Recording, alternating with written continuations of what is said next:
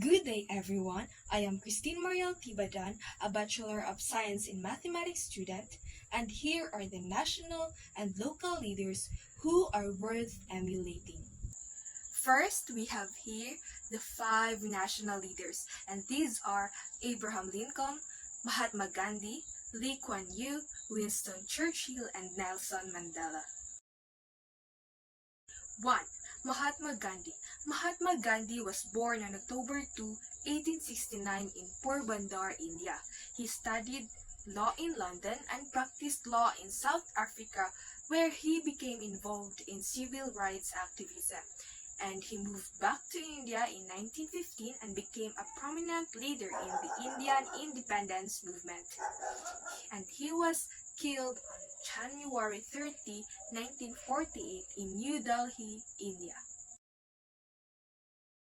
His accomplishments were he led India to independence from British rule through non-violent civil disobedience. Next is he pioneered the philosophy of Satyagraha, which is a truth force, and Ahimsa, a non-violence. And lastly, he inspired movements for civil rights and freedom across the world. His advocacies are the following. He led multiple campaigns in India, including the Salt March and Quit India movement, to challenge British colonial rule peacefully. Next is he advocated for the rights of Indians in South Africa, leading protests against discriminatory laws. And lastly, he fought against social injustices such as untouchability and promoted Hindu-Muslim unity. His impacts of unconditional service. First is he empowered millions of Indians to assert their rights peacefully. Next, he inspired civil rights leaders globally, including Martin Luther King Jr. and Nelson Mandela. And lastly, he strengthened the idea of nonviolent resistance as a powerful tool for social and political change. Mahatma Gandhi's unwavering commitment to nonviolence and his dedication to truth and justice have inspired me to approach conflicts with empathy and resolve issues through peaceful means. His life served as a powerful reminder that individual actions can drive significant social change and foster a more compassionate world. Mahatma Gandhi have three styles of leadership, and these are transactional, and laissez-faire. Transformational because he inspired and mobilized people through his moral authority and vision of a free India. Next is transactional because he negotiated with British authorities while remaining committed to the larger goal of independence. Laissez-faire because he encouraged self-governance and decentralized decision-making within the Indian National Congress. The second one is Lee Kuan Yew. He was born on September 16, 1923 in Singapore, and he studied law at the University of Cambridge, England. He co-founded the People's Action Party in 1954, and he became the Prime Minister of Singapore in 1959 and served until 1990 and remained in the cabinet until 2011. And suddenly he passed away on March 23, 2015 in Singapore. His accomplishments are the following. First is the economic transformation, which he played a pivotal role in transforming Singapore from a third world country into a first world nation with a thriving economy. Second is in education and healthcare. He established comprehensive education and healthcare systems that contributed to Singapore's development. Next is urban planning. He led successful urban planning initiatives, including public housing programs and infrastructure development. And lastly is about the foreign policy. He fostered diplomatic relations with various countries and positioned Singapore as a global financial hub. Wow. His advocacies are meritocracy, multiracial harmony, and rule of law. He advocated for a meritocratic society where individuals are judged based on their abilities rather than mm, their background or connections. Next, he promoted racial harmony and unity among Singapore's diverse population through policies and initiatives. And lastly, the rule of law, because he emphasized the importance of the rule of law and strict enforcement of laws to maintain social order and stability. His impacts of unconditional service. First is the economic prosperity, second is the social stability, and lastly is the international reputations. Lee's unwavering dedication to serving his people contributed significantly to Singapore's economic success and prosperity. Next is the social stability. His leadership fostered social stability and cohesion, creating an environment conducive to growth and development. And lastly is the international reputations, where Singapore gained international recognition and respect under Lee's leadership, enhancing its stature on the global stage. Lee Kuan Yew's visionary leadership and pragmatic policies transformed Singapore from a struggling port city into a global economic powerhouse, demonstrating the profound impact of strong governance and strategic foresight. Then his emphasis on meritocracy, multiracialism, and efficient governance provides a lasting blueprint for personal and national success that influences many leaders and me and many individuals worldwide. His styles of leadership are transformational and transactional. Transformational. Lee Kuan Yew exemplified transformational leadership by inspiring and motivating the people of Singapore and strive for excellence and embrace change. And next is the transactional. He also employed transactional leadership strategies, offering incentives for performance and implementing policies to achieve specific goals. The third one is Nelson Mandela. Nelson Mandela was born on July 18, 1918 in Vezo, South Africa. He studied law at the University of Fort Hare and the University of Witwatersrand. And then he became involved in anti-colonial politics and activism against apartheid.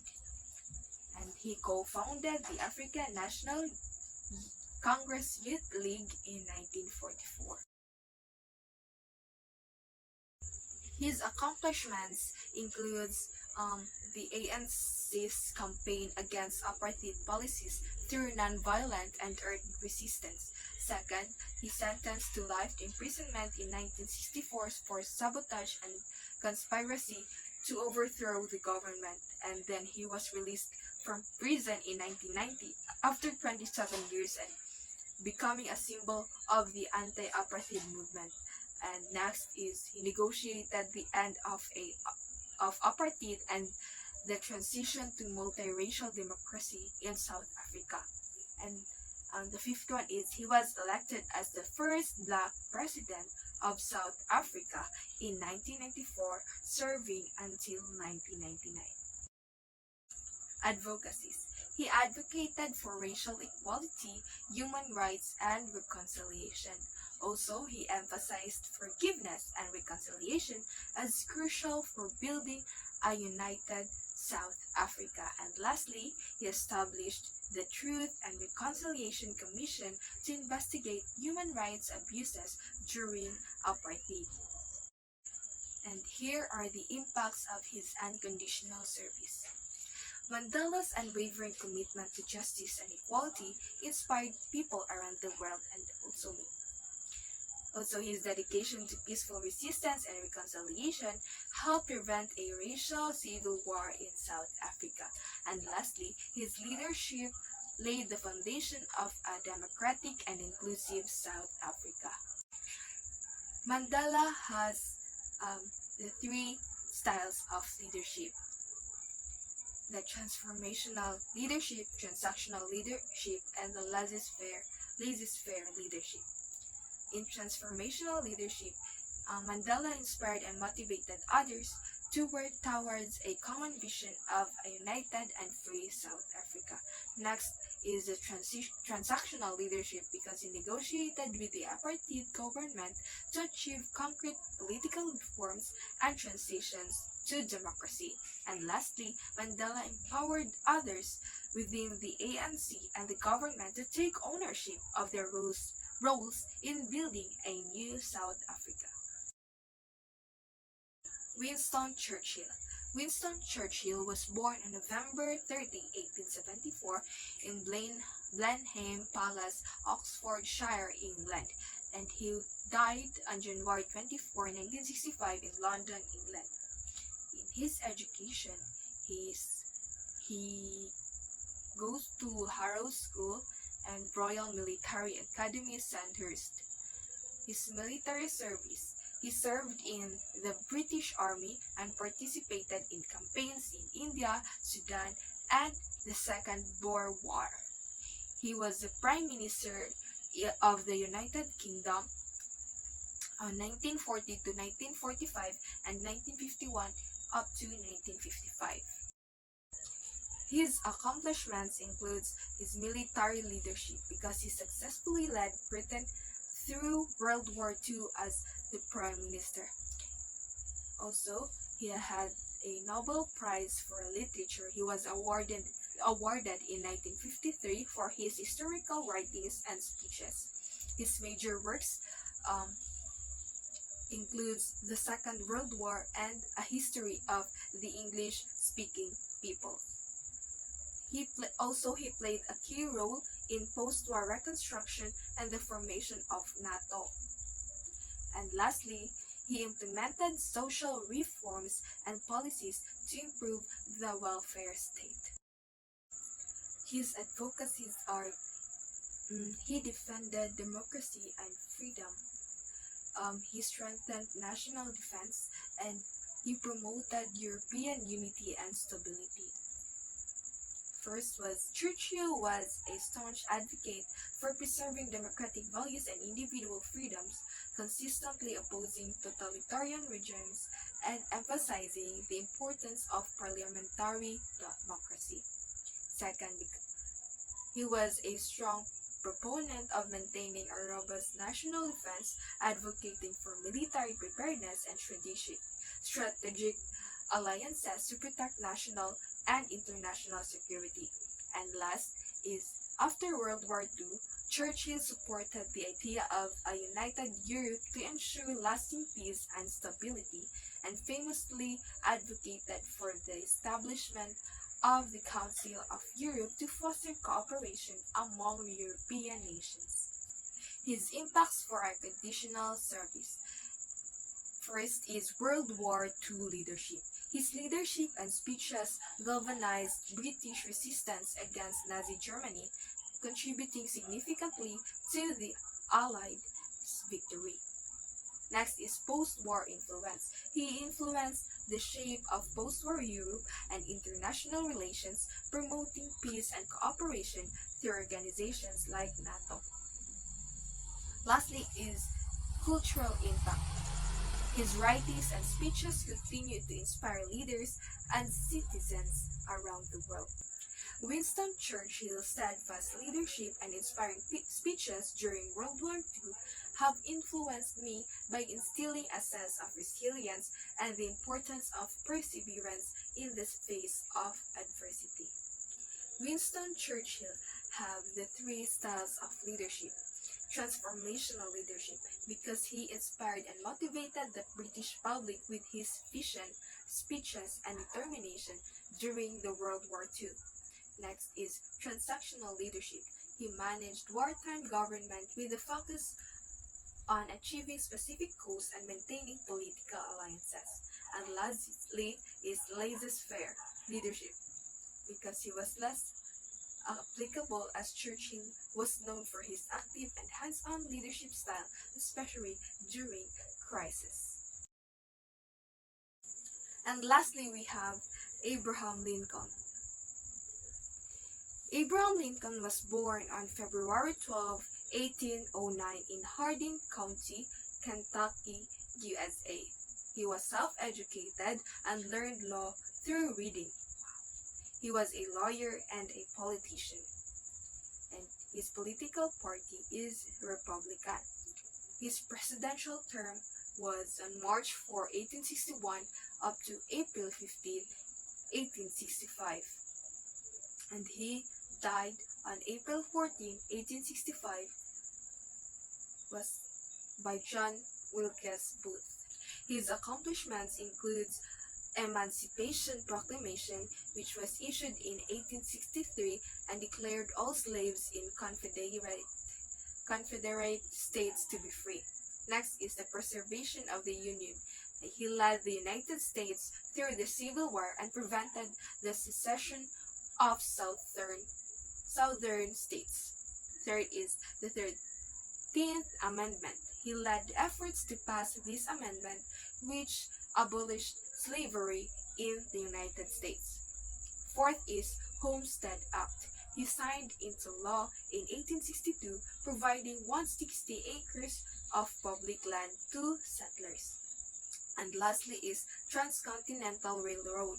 He signed the Pacific Railway Acts promoting the construction of the first transcontinental railroad. His advocacies includes abolition of slavery. Lincoln was a staunch opponent of slavery and advocated for its abolition throughout his political career. Next is the equality and civil rights. He fought for equal rights and opportunities for all Americans regardless of race. Next is the unity and reconciliation. He emphasized the importance of national unity and worked towards reconciling the North and South after the Civil War. Next is his impacts of unconditional services. First, Lincoln's unwavering commitment to the principles of liberty, equality, and justice profoundly shaped American society. Next is his leadership during the Civil War, preserved the Union and paved the way for the end of slavery. And lastly is Lincoln's dedication to the well-being of his countrymen, even in the face of great personal and political challenges, inspired generations of leaders and citizens. Because of Abraham Lincoln's legacy of perseverance, equality, and leadership in the face of adversity, this serves as a timeless inspiration for personal growth and moral courage for me. His styles of leadership are the three, which are transformational leadership, transactional leadership, and laissez-faire leadership. Transformational leadership, because Lincoln's vision for a united and free America inspired others to work towards a common goal. Next is the transactional leadership, because he utilized negotiation and compromise to achieve political objectives such as passing legislation and ending the Civil War. Third is the laissez-faire leadership, because he empowered his cabinet members and generals to make decisions within their spheres of authority while providing overarching guidance and direction. And now we have the 5 local leaders, and these are Rodrigo Duterte, Jose Rizal, Miriam Defensor Santiago, Andres Bonifacio, and Emilio Aguinaldo. First, we have here Jose Rizal. Jose Rizal was born on June 19, 1861 in Calamba, Laguna, Philippines. He studied medicine in Europe, obtaining degrees in ophthalmology and philosophy. And also he was known for his literary works such as Dole Me Tangere and El Filibusterismo. And he was executed by the Spanish colonial government on December 30, 1896 in Manila. His accomplishments includes advocate for reforms in the Philippines during Spanish colonial rule, played a crucial role in sparking the Philippine Revolution against Spanish tyranny through his writings. And lastly, the symbol of Filipino nationalism and identity. And these are some of his advocacies. First is the promotion of education and enlightenment among Filipinos. Second, he fight against injustices and abuses by Spanish authorities. And lastly, he championed the idea of unity among Filipinos regardless of social class or ethnicity. His impacts of unconditional service. He inspired generations of Filipinos to fight for freedom and justice. Second, his martyrdom ignited the flames of the Philippine Revolution and led to eventual independence from Spanish rule. Third is he continued to serve to revered as the national hero of the Philippines, serving as a beacon of hope and inspiration. He influenced me in a way that he has a legacy of courage, intellectual brilliance, and his unwavering dedication to his country's freedom, which has inspired me to pursue my goals with a sense of purpose and commitment to making a positive impact on society. Jose Rizal have the three styles of leadership. First, transformational. His ideas and actions transformed the Filipino society by challenging the status quo and advocating for change. Next, transactional. He engaged in intellectual exchanges and negotiations with Spanish authorities to push for reforms. And lastly is the laissez-faire. While he provided guidance and inspiration, Rizal also empowered others to take action and contribute to the cause of liberation. The second one is Andres Bonifacio. Andres Bonifacio E. de Castro was born on November 30, 1863 in Tondo, Manila, Philippines. He died on May 10, 1897 in Maragondon, Cavite, Philippines. He was born into a working-class family. His parents were Santiago Bonifacio and Catalina de Castro. And he was limited to formal education and he was primarily self-educated. His accomplishments include founding of the Katipunan. He founded the Kataas-Taasan Kagalang-galangan na Katipunan ng mga anak ng bayan in 1892, which is a secret society aimed at achieving Philippine independence from Spanish rule. Second is he has a revolutionary leadership. He led the Philippine Revolution against Spanish colonization, organizing resistance and initiating armed uprisings. And lastly, the symbol of nationalism. He became an enduring symbol of Filipino nationalism and resistance against colonial oppression. Advocacies. Independence. He advocated for the complete independence and sovereignty of the Philippines. Second is equality. He fought for social equality and justice for all Filipinos regardless of class and status. And lastly is empowerment. He believed in the empowerment of the Filipino people through education and self-determination. His impacts for unconditional service. First is inspiration. He inspired Filipinos to unite and rise up against Spanish oppression, laying the groundwork for the Philippine Revolution. Second, the symbol of resistance. His courage and sacrifice continue to inspire generations of Filipinos in their struggle for freedom and independence. And lastly is national hero. He revered as one of the greatest heroes of Philippine history. His legacy lives on in the hearts and minds of the Filipino people. And also, Andres Bonifacio influenced me by inspiring a deep sense of patriotism and the courage to fight for justice and freedom. Andres Bonifacio had the transformational leadership because he motivated and inspired followers to fight for a common cause and envision a better future for their nation. The third one is Emilio Aguinaldo y Fami. He was born on March 22, 1869 in Cavite El Viejo, which is now Cavite, Philippines. He died on February 6, 1964 in Quezon City, Philippines. He was born into a wealthy family and his parents were Carlos Aguinaldo and Trinidad Fami.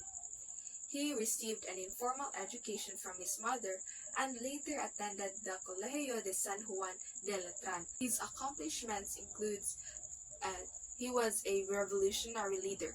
He led the Philippine Revolution against Spanish colonial rule and culminating in the Declaration of Philippine Independence on June 12, 1898. Also, he was the first president. He became the first president of the First Philippine Republic in 1899. His military strategies. He played a key role in various battles during the Philippine-American War. His advocacies include independence. He advocated for the liberation of the Philippines from Spanish and American colonial rule. Second is nationalism.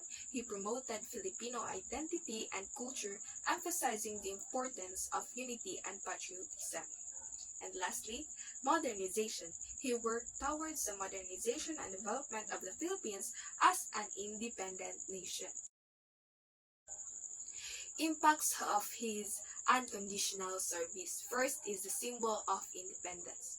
Aguinaldo's leadership during the Philippine Revolution and his role in declaring independence made him a symbol of Filipino resistance and nationalism. Second, historical significance. His presidency marked the beginning of the First Philippine Republic, the first Asian republic in modern history. His legacy. Aguinaldo's contributions to Philippine history continue to be remembered and honored, particularly on Independence Day, which is during June 12.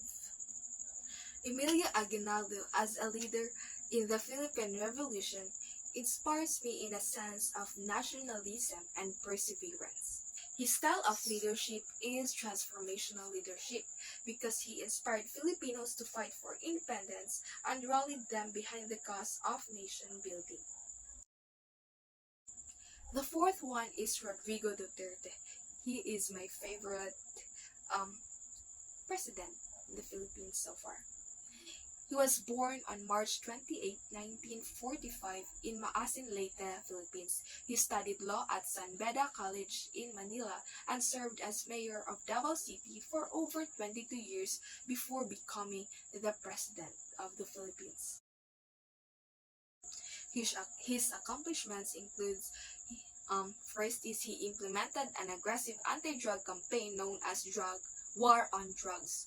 Next is he instituted measures to combat crime and corruption. And lastly is he initiated infrastructure projects to boost economic development. Advocacies. He focused on law and order, prioritizing public safety and security. Next is the promotion of federalism to decentralized governance in the Philippines. And lastly, the pursuit of an independent foreign policy, particularly in dealings with major powers. Impacts of his unconditional service. He has been perceived as a strong leader by supporters credited with reducing crime and improving law enforcement. Also, his critics argue that his methods in the war on drugs have led to human rights abuses and extrajudicial killings. And lastly, his leadership style has polarized public opinion with both strong supporters and dictators. Rodrigo Duterte's leadership style and policies have likely impacted my perception of governance, law enforcement, and human rights in significant ways. His styles of leadership are transactional and laissez-faire. Transactional because he was known for his pragmatic approach to governance, focusing on delivering results and making deals to achieve his goals. Next is laissez-faire, because he delegates authority to his subordinates, allowing them significant autonomy in decision-making within their areas of responsibility.